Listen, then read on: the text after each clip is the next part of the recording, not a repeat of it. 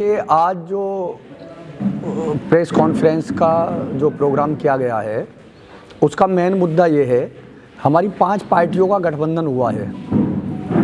उन 5 पार्टी में से इस वक्त जन अधिकार पार्टी के महासचिव बैठे हैं और हमारा बहुजन मुक्ति मोर्चा के पदाधिकारी बैठे हैं काफ़ी संख्या में।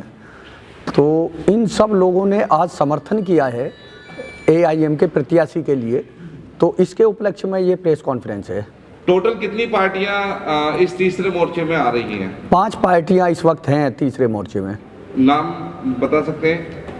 इरफान भाई बताइए नाम।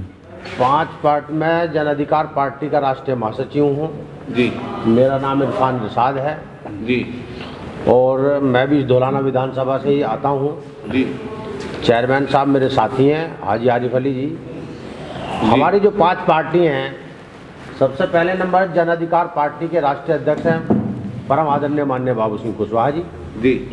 सेकंड नंबर के हमारे असदुद्दीन ओवैसी साहब हैं, बैरिस्टर साहब हैं, वो हमारे सांसद हैं और AIM के राष्ट्रीय अध्यक्ष हैं। और हमारे जो बामन मेश्राम जी हैं जी, उनकी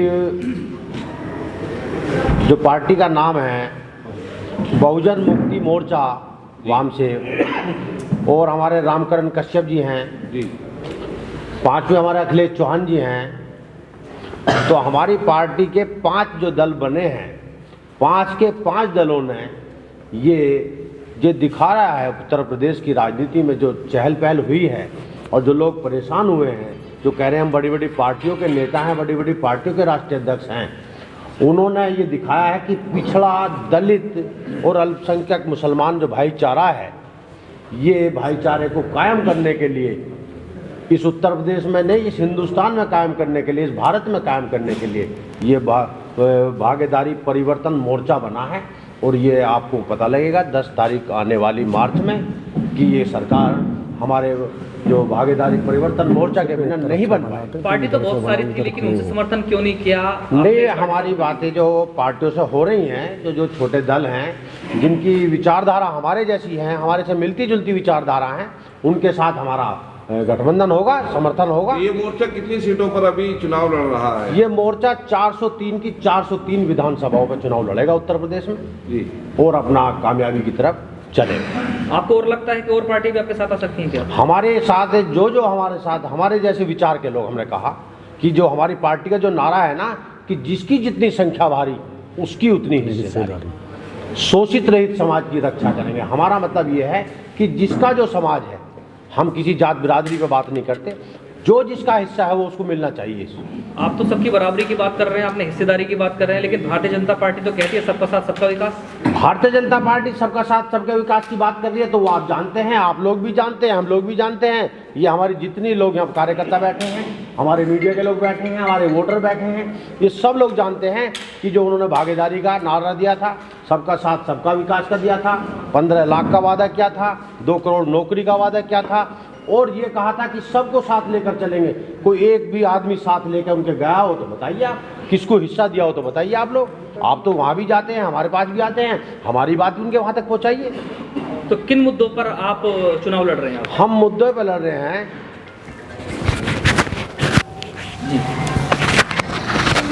हमारे जो मुद्दे हैं, हमारा मुद्दा सबसे पहला ये है कि हम लड़ेंगे जिसकी जितनी संख्या भारी उतनी उसकी हिस्सेदारी। सबसे पहला हमारा नारा ये रहेगा, जो बाबा साहब भीमराव अम्बेडकर जी ने, माननीय कांशीराम जी ने जो ये लागू किया था, उसके नारे को लेकर हम जो चल रहे हैं और जनता के बीच में जा रहे हैं, गरीबों के बीच में जा रहे हैं और हम जो अपने लोगों के बीच में जा रहे हैं, पिछड़ों के में, दलितों के में और अल्पसंख्यक मुसलमान भाइयों के बीच में जो हम जा रहे हैं, वो हमें पूरा समर्थन मिल रहा है। और हमने ये कहा है कि हम जब सत्ता में आएंगे, चाहे 100 नौकरी जब निकलती हैं तो हम 100 की 100 नौकरियों को बांटने का काम करेंगे। उसमें पाल भी होंगे, प्रजापति भी होंगे, कश्यप भी होंगे, राजभर भी होंगे, नुनिया चौहान भी होंगे, मुसलमान भी होंगे, हमारे बैकवर्ड के दलित भाई भी होंगे, जिस समाज से जो आते हैं। हम ये नहीं कह रहे किसी का हिस्सा मारने की कोशिश करें, नहीं, हम ये कह रहे हैं कि जो श्रवण कास्ट के लोग हैं उनका भी हिस्सा हम देने को तैयार है। हम मना नहीं करें किसी के हिस्से के लिए। गठबंधन खाली पीसी में नजर आ रहा है या फिर ये फील्ड में भी नजर आ रहा है? गठबंधन फील्ड में नजर आ रहा है, पूरे मजबूती के साथ आ रहा है। अभी मैं दैपे में गया हूं, कमालपुर में गया हूं, काजमपुर में गया हूं, हिम्मतनगर में गया हूं और पिलखवे में गया हूं और अभी 5, 6, 7 गांवों करके आ रहा हूं और फिर जाऊंगा तो लोगों का भरपूर समर्थन मिल रहा है।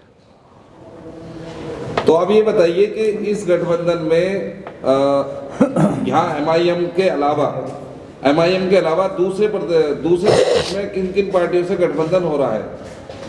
अभी एमआईएम का हमारा गठबंधन हो गया, जन अधिकार पार्टी का हो गया, हमारे जो वामसेप के जो हैं हमारे राष्ट्रीय अध्यक्ष जी उनके साथ हो गया, रामकरण कश्यप जी के साथ हो गया, अखिलेश चौहान जी के साथ हो गया।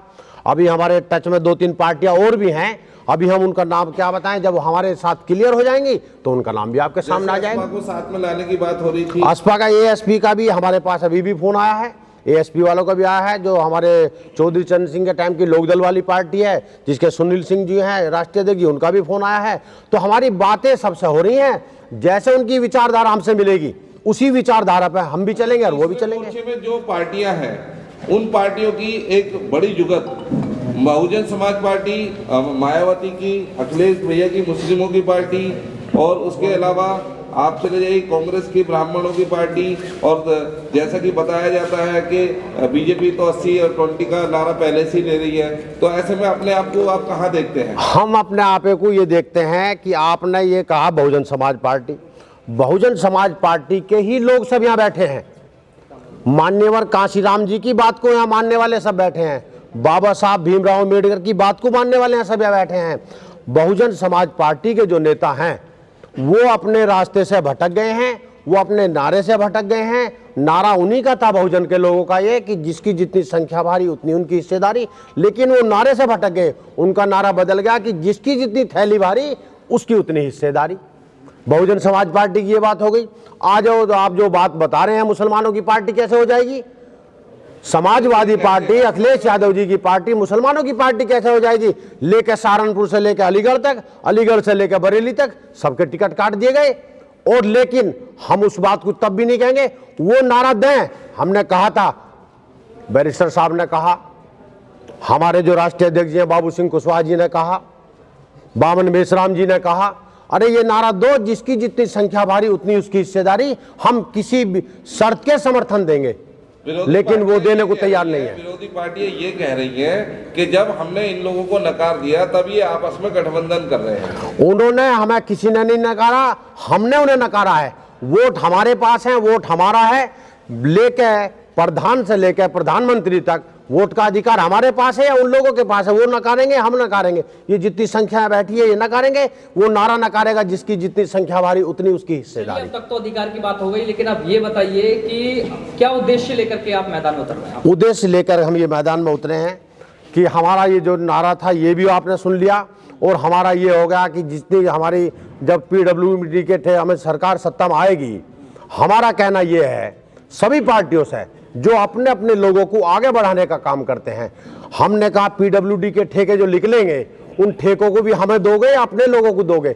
हमने कहा कि कोई ठेका निकलेगा तो गरीब का बच्चा भी करेगा तो अमीर का बच्चा भी करेगा, किसी पहाड़ का ठेका निकलेगा तो अमीर का बच्चा भी करेगा, गरीब का भी करेगा, किसी के नाली का खरंजे का जो छोटा मोटा ठेका होता है वो गरीब का भी करेगा और अमीर का भी करेगा। हम सब कुछ साथ लेकर चल रहे हैं। तो हम उस नारे पर आएंगे जो हम अभी आपसे बार बार कह रहे हैं, वो नारा लागू करेंगे जो मान्यवर कांशीराम जी ने लागू किया था। लेकिन किसानों की बात कर रहे हैं कि अभी जो है अखिलेश यादव ने 300 यूनिट बिजली देने की बात कर दी है, तो उधर से जो है आपका भारतीय जनता पार्टी के मुख्यमंत्री योगी आदित्यनाथ ने भी कहा है कि हम बिजली जो है आधी रेटों पर कर रहे हैं। तो इस तरह की बातें जो तो किसानों की बात भी कर लो, आप बिजली की बात कर लो, भारतीय जनता पार्टी की बिजली की बात कर लो। उनका 4 बार का रिकॉर्ड खराब है, 4 बार को सत्ता में उन्हें भेजा है, तो उन्होंने 4 बार में कितनी बिजली फ्री दी, कितने 300 यूनिट दिए, वो 4 बार का रिकॉर्ड उठाएं अपना। और भारतीय जनता पार्टी अपने आप में देखे और लोगों के दिलों में जाए, गांवों से कैसे उन्हें खदेड़ा जा रहा है। खदेड़ने के मुद्दे पर उन्हें आप CCTV कैमरे में किसी तरीके से वर्चस्व जो मीटिंग हो रही है उनसे उस तरीके से हो रही है भारतीय जनता पार्टी को। दूसरी पार्टियों को मिल रहा है जो खदेड़ जा रहे हैं, उसका फायदा भी दूसरी उसका फायदा अगर जो किसी को मिल रहा है, भागीदारी परिवर्तन मोर्चा को मिल रहा है, पूरा का पूरा समर्थन उन्हें मिल रहा है। चलिए दूसरा सवाल करते हैं हाजी जी से आई जी जैसे आपकी मेहनत हो रही है और दूसरे प्रत्याशियों की मेहनत हो रही है धौलाना विधानसभा में, तो अभी मौजूदा माहौल में सबसे ज्यादा मेहनत जो हो रही है वो विधायक असलम की हो रही है, उसके बारे में आपका क्या कहना है? विधायक असलम की जो मेहनत सबसे ज़्यादा हो रही है वो उसके विरोधी जो हैं वो उसके विरोध में मेहनत हो रही है, जो उसे हराना चाहते हैं। क्योंकि मौजूदा विधायक ने 5 साल रहकर सिवाय हमारे मदरसों पर उंगली उठवाने के अलावा, मौलाना कलीम को जेल भिजवाने के अलावा उसने कोई काम नहीं किया। उसने हमारे मदरसों के खिलाफ सदन में आवाज़ उठवाई, उन्होंने मौलाना कलीम को जेल भिजवाया, यहाँ पे ज़मीनें घेरने का काम किया। उसका विरोध उनको जगह जगह देखने के लिए मिल रहा है और उसी की वजह से उनके विरोध में बढ़ोतरी हो रही है। जिसको आप मजबूती कह रहे हैं वो उनका विरोध तेज हो रहा है, ना कि उनका जो है मतलब उन्हें कुल सिर्फ प्रॉपर्टी डीलर ही लड़ेंगे। देखिए, हमारे संविधान ने जो बाबा साहब भीमराव अंबेडकर साहब ने संविधान बनाया है वो प्रॉपर्टी डीलरों को भी इजाज़त दी है, राशन डीलरों को भी इजाज़त दी है और जितने प्रकार के भी डीलर होते हैं उन सभी को इजाज़त दी है।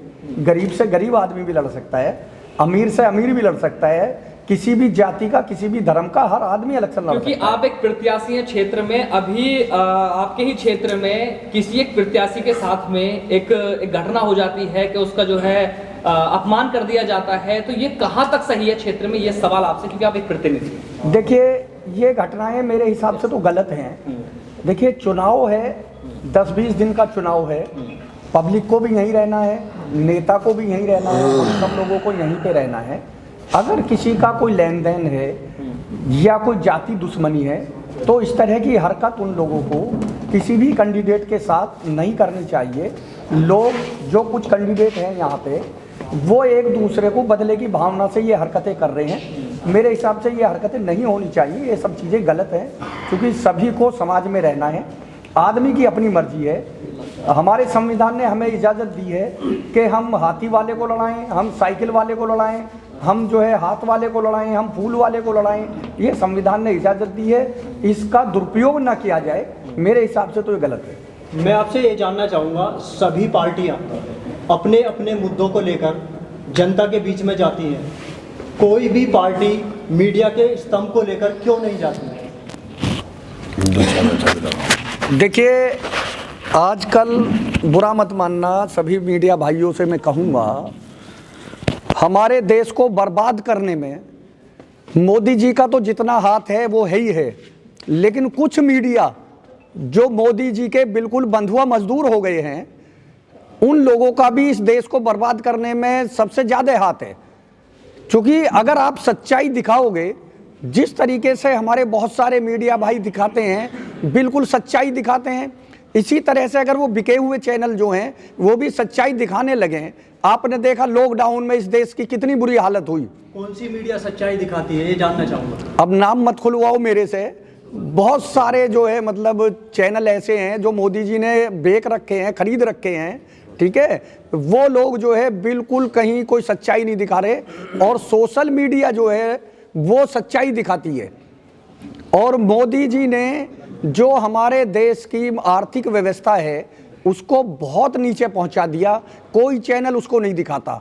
मोदी जी ने हमारी रेलवे का जितना महकमा है सबको गिरवी रख दिया, हमारी जितनी मतलब ऐतिहासिक इमारतें थी उन सबको ठेके पे दे दी बाहर की कंपनियों को। हमारे जो जगह जगह रोड बन रहे हैं उन पे टूल टैक्स लगा दिए बाहर की कंपनियां लाके। हमारी आर्थिक व्यवस्था इतनी कमज़ोर हो गई।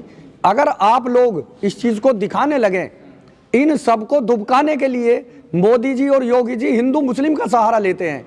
सारी महंगाई दुबका दी जाती है, बेरोजगारी दुबका दी जाती है, शिक्षा दुबका दी जाती है। सबसे पहला मुद्दा लाके रखेंगे हिंदू मुस्लिम, उसके चक्कर में सब लोग महंगाई भी और अर्थव्यवस्था भी भूल जाते हैं। चलिए अब आखिरी सवाल कर लेते हैं आपसे कि जिस तरह से आपका माहौल चल रहा है तो आपका गठबंधन भी अच्छा चल रहा है, तो इस गठबंधन के माध्यम से और अपनी इस प्रेस कॉन्फ्रेंस के माध्यम से अपने क्षेत्र की जनता को क्या संदेश देना चाहते हैं? देखिए, मैं धौलाना विधानसभा की क्षेत्र से ये गुजारिश करना चाहता हूँ, जिस तरीके से हमारे बड़े लीडरों ने, बाबू सिंह कुशवाहा जी ने, बैरिस्टर असदुद्दीन ओवैसी साहब ने, वामन वेशराम जी ने और किरण साहब ने और हमारे अखिलेश चौहान साहब ने पांचों पार्टियों का मिल के, यानी हर समाज को साथ लेके एक गठबंधन बनाया है उन्होंने। इसी तरीके से जो है हमारी धौलाना विधानसभा की जनता भी हमें इसी तरह से प्यार दे, इसी तरह से 10 फरवरी को पतंग के निशान पर वोट लगाएं। तो सभी से मैं ये गुजारिश करूंगा कि वो AIM के प्रत्याशी को सपोर्ट करें और वोट करें। पार्टी अब से पहले इस पार्टी का हमने मतलब कोई विधायक या कोई MP नहीं देखा। रोड पे 2-4 बार नजर आई है, लेकिन मैक्सिमम टाइम नजर नहीं आती है। तो क्या दूसरी पार्टियों ने नकार दिया इसलिए AIM का सहारा लिया जा रहा है? नहीं, ऐसा नहीं है कि दूसरी पार्टियों ने नकार दिया। सिद्धांतों की बात होती है, जो पार्टी है हमारे सिद्धांतों के अनुसार चले और सर्वजन मतलब सभी बहुजनों के हित के लिए काम करेगी, उसके लिए उसके साथ हम चलने के लिए तैयार हैं। जो हमारी विचारधारा से कहीं विपरीत चलेगा हम उससे समझौता नहीं कर सकते। मूल रूप से बहुजन मुक्ति पार्टी किस प्रदेश की पार्टी है? पूरे भारत की। ये तो पूरे भारत की है वैसे तो, लेकिन जो है अब फिलहाल यहाँ पे इलेक्शन लड़ रही है यूपी में। नहीं, इसका मुख्य कार्यालय मतलब दिल्ली में कार्यालय कहाँ है? दिल्ली में। दिल्ली में जी। अच्छा, जैसे गठबंधन अब आपका हुआ है तो किस तरह से अब सभी लोगों को एक साथ या सभी पार्टियों को जो आपका गठबंधन हुआ है उन्हें किस तरह से देखते हैं आप क्षेत्र में? आप जी किस तरह से देखते हैं आप सभी गठबंधन को लेकर के? जैसे आपका 5 पार्टियों का गठबंधन हुआ है, जी अब किस तरह से देखते हैं बीच में जनता के बीच? हम जो है सभी जनता हमारे साथ है और हम उनके साथ हैं, उनका जो है सहयोग करेंगे। मेन उद्देश्य क्या है आपकी पार्टी? हमारा उद्देश्य ये है कि पहला तो यही है कि भाई जो है जितनी जिसकी भागीदारी उतनी उसकी हिस्सेदारी। दूसरी बात ये है, हमारा मुद्दा ये है कि EVM को हटाया जाए। तीसरा मुद्दा हमारा ये है कि ये जो OBC की जनगणना होती है, इसकी जनगणना नहीं हुई है, इसकी जनगणना कराई जाए और संविधान को पूर्ण रूप से लागू किया जाए। आपको क्या लगता है संविधान पूर्ण रूप से लागू नहीं है? लागू नहीं है। कैसे नहीं है वो बताइए। आप व्यवहार में देख लीजिए, कहीं भी लागू नहीं है। लागू है मगर इम्प्लीमेंट नहीं होता। जो अगर लागू है तो वो बदलने की बात क्यों करते हो? संविधान ऐसा है तो फिर बदलता क्यों है? और वो आप इधर पहुंचो, जंतर मंतर पे 7 ब्राह्मण उसको जला देते हैं संविधान की प्रति। ऐसा कैसे होता है? संविधान लागू तो है लेकिन पूरे संविधान के प्रति सरकार ने कोई एक्शन लिया? पूरा जो है उसका आर्टिकल का इम्प्लीमेंट नहीं होता है। आप एक बात मानिए, लोकतंत्र है। इस लोकतंत्र में सुप्रीम कोर्ट में 33 जज हैं जिसमें से 32 ब्राह्मण हैं। तो ये किस तरह से लागू हुआ है? आर्टिकल क्या कहता है? अभी आपने प्रेसिडेंट के बारे में बात कर रहे थे, तो प्रेसिडेंट को खुद संविधान के बारे में जानकारी नहीं, मुझे ऐसा लगता है। प्रेसिडेंट अपनी निशाना पूर्ण रूप से यह है कि पूरा संविधान लागू होना चाहिए। जो स्टैंडर्ड पर संविधान बना उस मानक पे तैयार करके संविधान को पूर्ण से लागू किया जाएगा।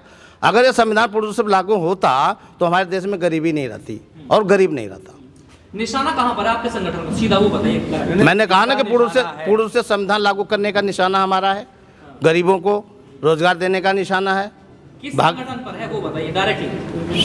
संगठन किस संगठन पर आपके संगठन का जो निशान? हमारा जो गठबंधन हुआ है, हमारा ये जो बाबू सिंह कुशवाहा हैं, ओवैसी साहब हैं, भवन मिश्रा भी जिम्मेदार हैं, देश के जिम्मेदार पर्सन लोग हैं। आपका निशाना किस पार्टी की ओर है? पार्टी है मुख्य रूप से पार्टी का तो भाजपा को हराना है। पहला तो निशाना ये है जो कि संविधान को लागू नहीं करती। पर जो आपका निशाना जाता है सीधा, वो जानना चाहता हूँ। हमारा निशाना वो है जो संविधान के विरोध में है, उसके खिलाफ मेरा बिल्कुल मूल रूप से निशाना है। और जो मानक तैयार किया गया संविधान में उस हिसाब से देश का विकास होगा, ये हमारा निशाना है। क्षेत्र की जनता के लिए, क्षेत्र की जनता पूरी हमारे साथ है। आपके सोशल मीडिया पर जुड़ी हुई है, हमारे सारे संदेश जा रहे हैं। और हमारी पार्टी 2012 में रजिस्टर्ड हुई है। इससे पहले हम लोकसभा में 403 पे चुनाव लड़ चुके हैं।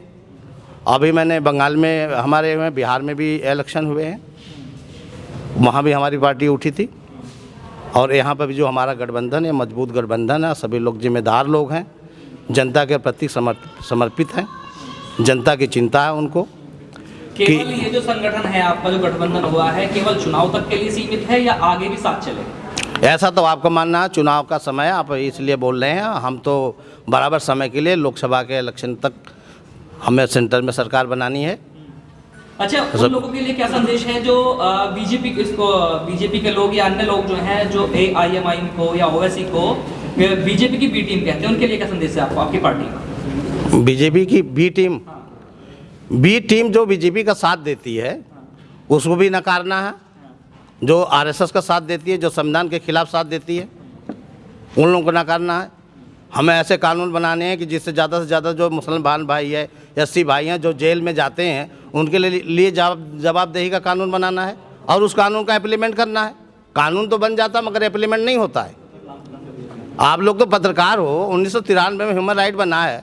ह्यूमन राइट का जो प्रेसिडेंट जानते हैं आप लोग कौन है? उसका प्रेसिडेंट जो है सुप्रीम कोर्ट का जज है। ह्यूमन राइट के आधार पर कितना काम किया उसने, कितना काम किया? 1993 में जो ह्यूमन राइट बना, क्यों बना? इम्प्लीमेंट ही नहीं हुआ तो बना क्यों? बनाने का आशा क्या था? आप जानते हैं, जब बाहर मीटिंग होती है पूरे देशों में तो वहाँ पे पूछा भाई आपके यहाँ ह्यूमन राइट है, तब बड़े गर्व से बोलते हैं कि भाई ह्यूमन राइट है, लेकिन ह्यूमन राइट पास कितना किया आपने? पूछिए और पूछना। आखिरी सवाल कर लेते हैं जी।